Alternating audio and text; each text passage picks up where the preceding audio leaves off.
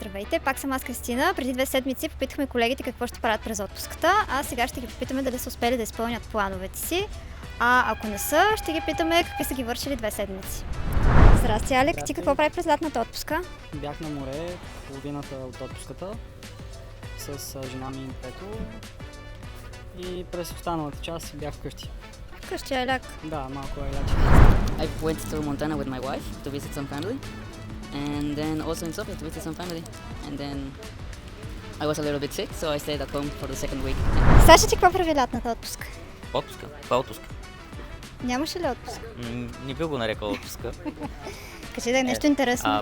Интересно най-вече, успях, ще отрязахме около 3-4 дървета, засадихме 2 реда лозе, пребоядисах гаража и бараката и успях да спа веднъж почти 10 часа. Вау, това си е постижение. Благодаря. Ти какво прави през отпуската, освен ремонтчето и успя ли да го завършиш? Ами не успях да го завърша ремонта напълно, остана да боядисаме с латекчета, нова текче да ударим да освежим. И бяхме на Балкан малко, Къде бяхте на Балкан? на Бузлуджа. Здравейте, какво прави лятната отпуска? Почивах си активно, много активно. Това звучи много добре и аз искам да година така. На моренце, на Балкан, мислено, още съм на плажа и пия джин. Розов ли?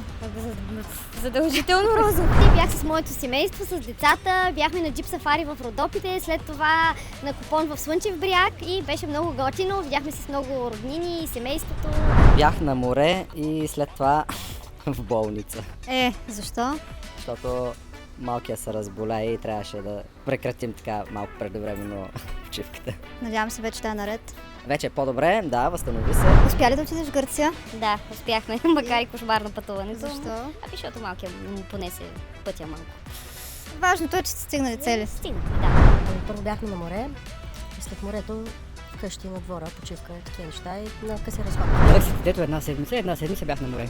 Ма без детето ли? Не с жената и с детето. Защото мислих, че си го гледал, да можеш да отидеш на море. Не, няма кой да ме отпусне. Да. А здрасти, Наско, ти какво прави през лятната отпуска? Здрасти, Криси. Ами обиколих няколко места, като първо бях в Родопите в Смолян, ходих на кулата Снежанка за първи път от дете, не бях ходил там. След това един приятел ме замъкна към Стара планина и там направихме някакъв преход, който не беше предвиден да е 10 часа, беше предвиден да е 7 часа, обаче се получи 10, защото белите са грешни, да, и малко след това имаше нужда от почивка.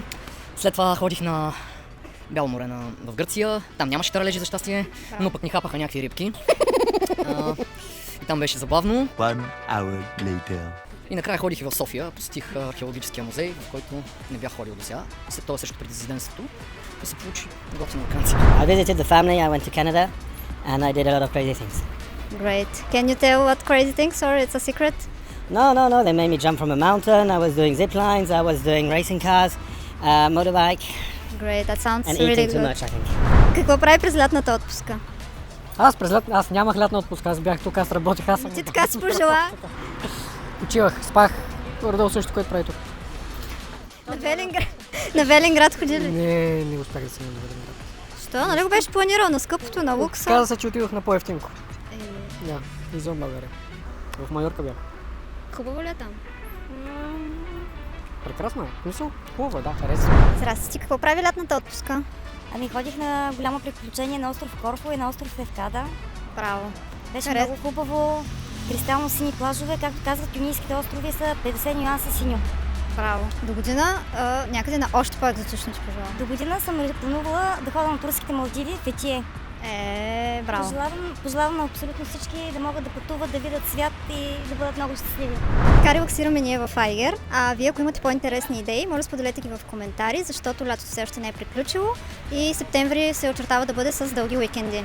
Чао от мен. Питам. Икона, ето ги тия двете. Айде мукни малко, да мога да взема думата от тебе. Питай. Какво? Продавам. Добър ден, аз съм Жоро Игнатов. Не сме дошли да правя скандал. Какво става?